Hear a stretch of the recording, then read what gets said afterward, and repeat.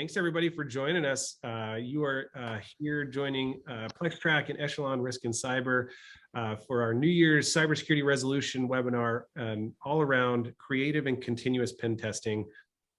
Pen testing, I think, is everybody's favorite topic on this panel, near and dear to all of our hearts. And so you're in for a fun hour to kind of discuss what the history of pen testing has been traditionally and how it's evolved over time, and how we see it evolving into the future, especially into 2022. I think the whole concept in my mind has developed from a sort of one-time, like, expensive ordeal that, you know, you could maybe only do it once a year, right, to this new sort of thought where it should be just a regular sort of sharpening of the saw exercise, right? In a constant sort of like cat and mouse leveling up type of situation. I mean, now we're starting to look at more of like a hybrid model of crime, right? Which is really driving the need for penetration testing, which makes it so that you have more competitors in the space, which make it, you know, cheaper in a sense because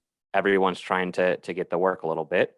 So that's the way I've seen, like, price driven downwards, at least to be more affordable.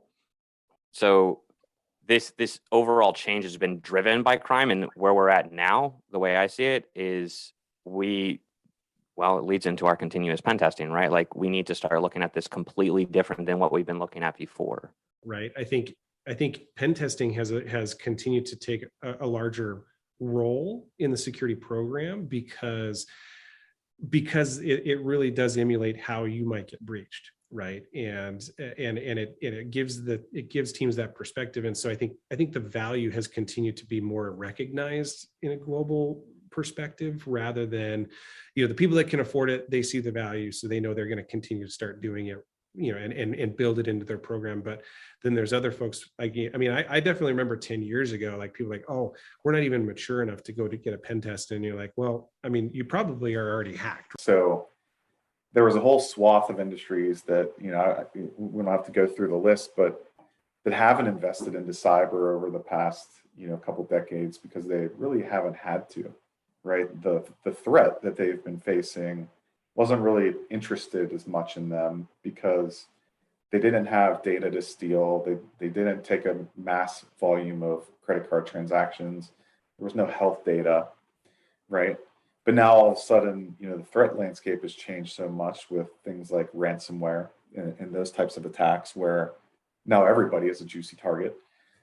There's distinctive differences between the company size versus the security maturity of the team, and so that, you know, so like that's where we try to map out how we can help you know, facilitate that. I think it leads into, oh, go ahead, Nick, were you gonna ask? No, what was it going to lead into? Because I might lead into that, which is leading into that, which is leading into that. Well, I think how do you make it more programmatic? You know, how do you make it so you do show the value on a continuous basis, and you know, where we always emphasize is that, hey, you need to be getting better as a security program, right? As a security practitioner, when you are actively being hacked, this, I think I'm straight up taking it from a Dilbert comic, I think, but like, if you're straight up being hacked, senior leadership can roll in and be like, what? You're the security pros. What are we paying you for? And then when you're not being hacked and things are running smooth, they're like, well, things are running smooth. We're not getting hacked or attacked. What are we paying you for? So the idea of making sure that the investment in security, I think the aha moments come from folks who understand that the value of practically and technically testing what they've spent millions of dollars to invest in, their tooling, their telemetry, and their controls, to really see if it works. Like, to me, that's a no-brainer. Why wouldn't you want to do that? The threat actors and criminals are like, all right, they're watching the left hand. Let's use techniques and tools for the right hand. Then simulators come in and we decide to do those right things. But we really do have to, that's why this evolution from just snapshot in time assessments and pen testing to this continuous, you know, we go into red teaming and advanced threat emulation and a continuous paradigm, that's just going to continue to heighten your security posture. That all resonates really well with me, right? Like, I think it's switching the way that we look at cybersecurity in general, let alone penetration testing, to business leaders, is that it makes the organization much more resilient, right? And these investments actually can affect the bottom line, right? Like, we all know that breaches are expensive, right? But what really is the true cost per record, right? Is it $1.50? Is it $3.50? Is it $15? What may it be, right? And there are resources out there like the IBM cost of a breach that provide you like a average dollar amount for these records, right? Are you a company that holds PHI data? I think when I looked at that, it was like $25 a record or something like that, right? Think about how many records you hold and how much that costs you. And when you put that up against the cost of a penetration test, depending on the size of your organization, right? Like, it's pretty nominal, especially if you're looking at, like, let's say you go one step forward and you go to red teaming, right? Which is a little bit of a longer engagement. It's still pretty nominal in comparison to the cost it's going to break down to you when you lose those records. Yeah. And if penetration testers or hackers can just get all around it, then why did I buy that firewall in the first place, right? So actually being able to communicate it in here are the things that are working, and here's the pieces of the investment in our program that are doing a good job. Here's some of our gaps, and here's some things to go fix that. So it's like that continuous concept of like how we're communicating the value, where the annual pen test is the more that kind of spot check. And that's really what it should be. Like, hey, what have we missed throughout the year that we need to, or do we have blinders on somewhere in our program, where taking a continuous mindset really helps show the value of your current security investment, the security controls that you've been putting in place, rather than, oh, I don't see any value in a penetration test and it's expensive. I think the point I wanted to make, and which you mentioned, is just understanding who the threats are, right? And understanding the different types of threats that you could be up against. So it could be an APT, but it could also be, an insider.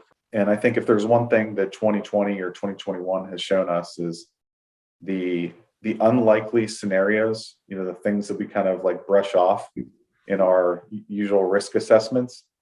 Human beings are terrible at understanding the probability of things happening. We have no idea, right? We're very biased when we think something might happen or not. So there's a good chance that our probability ratings and our risk assessments are very wrong. I think it begs the question of like needing either a partner where you have a continuous plan throughout the year to say like, okay, here's the threats that we really see popping up and that are applicable to you, or they know your business, so whether that's an internal team that you've hired or you've partnered with a group to have a model where you can actually do this on a continuous basis, I think is important. We get it. There needs to be an adversary, there needs to be defenders. But if you think about this stump the chump concept that sometimes you enter in with pen testing, like the idea of the black box pen test, where you come in zero knowledge, and to derive value from that, the folks are spending a lot of money to get a black box pen test, which don't hear me wrong, there's value in snapshot and time assessments. I don't think that it's either or. I think it's augmenting and supplementing. Supplementing is not even, it's enhancing. It's finding efficiencies. And so the idea of a zero knowledge test gives you what somebody that has done no looking or spent a couple days doing some OSINT and intelligence on your environment, and that you derive some value from that. But really the idea of that purple team of getting real close, because if you're going to test the efficacy of the controls, you need to probably know what's there and how it's configured. When you switch from this, let me get a vendor every year, let me get 5 different vendors every 5, change it up. And I see the value in that. But when you get real close with a partner that you can start doing, whether it's an internal team or a partner that you bring in, and you start with a goal, you can really start deriving a lot more value in that. So when you start talking about creating continuous pen testing, continuous assessment, because I think we do need to break people's habits. I think when you hear a term, sometimes you have this thing spot welded in your brain about what it means. And so we have to shake the term up so that we shake your mind up and disrupt a little bit. You start with a goal, you work backwards, emulate an adversary.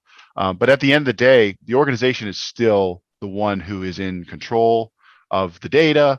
It's their responsibility to protect it, et cetera, et cetera. But luckily, there's a lot of good people doing a lot of good research and R&D in the field, right? And tooling has come quite a long way over the years. So from our perspective, we try to keep up with the latest and greatest of what's in the market, and from people that we trust. So we do have certain things that we like from a continuous pen testing process, tools that can augment our people and what we do, where we're able to sort of leave behind some things in the client environment that we can schedule, certain things to be regularly tested and run, right? And then plopped into and fed into a tool like PlexTrac, which allows us to interact with our clients in real time. And then, the value is we come in later, whether it's at the end of the quarter or at the end of the month, and, do the human-led piece of it. But when you create this paradigm where you're mixing the both of your people, your personnel, your tools, and part of the tools being automation in an expert fashion, organizations like Echelon and like others that are taking products like PlexTrac that allow the curation of disparate data sets and really giving you that view of being able to come in and multiple teams be able to collaborate. The whole idea is to get to that more of that purple team style approach, right? Where it is to the point where there is ultimate collaboration, between everyone that's involved, and everyone understands the end goal, and everyone is driving towards that same end goal of reducing that overall attack, surface, the risk reduction. And that's having a platform where you can get your data and interact with ticketing systems and really, one of the beauties of PlexTrac is being able to, the end results of when I do testing then become tickets that have to be solved, right? So everybody needs to up their game. And I think that most of the people on this call are willing to help them up their game. Yeah, no, it's a good point. I think when we talk about the full value of a penetration test, what do you do with that at the end? Whether you're using PlexTrac or not, you still gotta the value is, hey, we found something that has identified a gap in your security posture, and how are you going to go and improve that, right? And I think that's the true value that you get out of it, as long as you actually go do something about it.